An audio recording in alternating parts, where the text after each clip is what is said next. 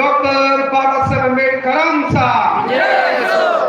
आता मी म्हणणार त्याच्या मागे तुम्ही जगातले सर्वाधिक जास्त देव कुठे आहेत तुम्ही म्हणायचं भारतात.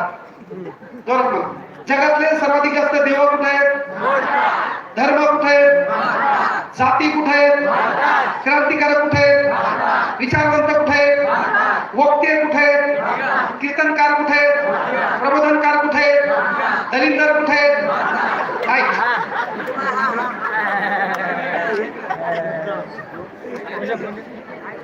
मला सांगा जगातले सर्वाधिक जास्त देव धर्म